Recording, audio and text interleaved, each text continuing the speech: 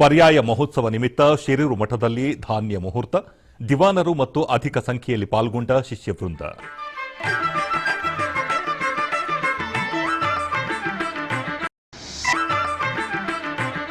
ಉಡುಪಿಯಲ್ಲಿ ಪರ್ಯಾಯ ಮಹೋತ್ಸವಕ್ಕೆ ಪೂರ್ವಭಾವಿಯಾಗಿ ಸಾಂಪ್ರದಾಯಿಕ ಧಾನ್ಯ ಮುಹೂರ್ತ ಇಂದು ಜರುಗಿತು.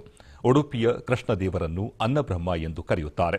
ಇಲ್ಲಿ ಕೃಷ್ಣದೇವರಿಗೆ ಪ್ರತಿದಿನ ಷೋಡಶೋಪಚಾರ ಪೂಜೆಯೊಂದಿಗೆ ಹಲವು ಬಗೆಯ ಖಾದ್ಯಗಳ ನೈವೇದ್ಯ ನಡೆದರೆ, ಮತ್ತೊಂದೆಡೆ ಭಕ್ತರಿಗೆ ದೇವರ ನೈವೇದ್ಯ ಅನ್ನಪ್ರಸಾದ ರೂಪದಲ್ಲಿ ವಿತರಣೆಯಾಗುತ್ತದೆ. ಇಲ್ಲಿ ನಡೆಯುವ ಅನ್ನದಾಸೋಹದಲ್ಲಿ ಲಕ್ಷಾಂತರ ಜನ ಪ್ರಸಾದ ಸ್ವೀಕರಿಸುತ್ತಾರೆ. ಹಾಗಾಗಿ ಕೃಷ್ಣನ ಪೂಜೆಯನ್ನು ಅನ್ನಬ್ರಹ್ಮನ ಪೂಜೆ ಎಂದು ಕರೆಯಲಾಗುತ್ತದೆ. ಜನವರಿ 18ರಂದು ನಡೆಯಲಿರುವ ಶಿರೂರು ಮಠದ ಪರ್ಯಾಯಕ್ಕೆ ಧಾನ್ಯ ಸಂಗ್ರಹಿಸುವ ಮುಹೂರ್ತ ಇಂದು ನಡೆಯಿತು. ಈ ಮೊದಲು ಬಾಳೆ ಮುಹೂರ್ತ, ಅಕ್ಕಿ ಮುಹೂರ್ತ, ಕಟ್ಟಿಗೆ ಮುಹೂರ್ತಗಳು ನಡೆದಿದ್ದವು. ಬೆಳಿಗ್ಗೆ ಶಿರೂರು ಮಠದಲ್ಲಿ ಮಠದ ಆಡಳಿತ ವರ್ಗ, ಭಕ್ತವರ್ಗ ಪ್ರಾರ್ಥನೆ ಸಲ್ಲಿಸಿ ಬಳಿಕ ಶ್ರೀ ಚಂದ್ರಮೌಳೇಶ್ವರ ದೇವಸ್ಥಾನ, ಶ್ರೀ ಅನಂತೇಶ್ವರ ದೇವಸ್ಥಾನ, ಶ್ರೀಕೃಷ್ಣ ಮಠಕ್ಕೆ ತೆರಳಿ ಪ್ರಾರ್ಥನೆ ಸಲ್ಲಿಸಿದರು. ಭತ್ತದ ಮುಡಿಗಳನ್ನು ಚಿನ್ನದ ಪಲ್ಲಕ್ಕಿಯಲ್ಲಿ ಇರಿಸಿ ರಥಬೀದಿಯಲ್ಲಿ ಮೆರವಣಿಗೆಯಲ್ಲಿ ಸಾಗಿ ಶ್ರೀಕೃಷ್ಣ ಮಠ ಪ್ರವೇಶಿಸಿ ಬಡಗು ಮಾಳಿಗೆಯಲ್ಲಿ ಭತ್ತದ ಮುಡಿಗಳನ್ನು ಇರಿಸಿ ಮುಹೂರ್ತ ಪೂಜೆ ಮಾಡಲಾಯಿತು.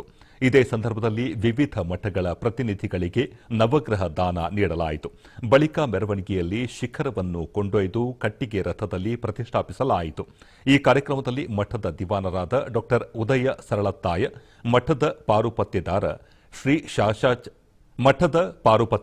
ಶ್ರೀಶಾಚಾರ್ಯ ಕಡೆಕಾರ್, ಶಾಸಕ ಯಶ್ಪಾಲ್ ಸುವರ್ಣ ಸೇರಿದಂತೆ ಭಕ್ತರು ಅಧಿಕ ಸಂಖ್ಯೆಯಲ್ಲಿ ಉಪಸ್ಥಿತರಿದ್ದರು.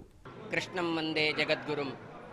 ಶ್ರೀಕೃಷ್ಣನ ಪರ್ಯಾಯ ಮಹೋತ್ಸವ ಶಿರೂರು ಪರ್ಯಾಯದ ಶ್ರೀ ಶ್ರೀ ವೇದವರ್ಧನ ತೀರ್ಥ ಶ್ರೀಪಾದರ ಪ್ರಥಮ ಪರ್ಯಾಯ ನಾಡಿದ್ದು ಜನವರಿ 18ನೇ ತಾರೀಕು 2026ರಿಂದ 2028 ಜನವರಿ 18ರವರೆಗೆ ನಡೀಲಿಕ್ಕೆ ಉಂಟು.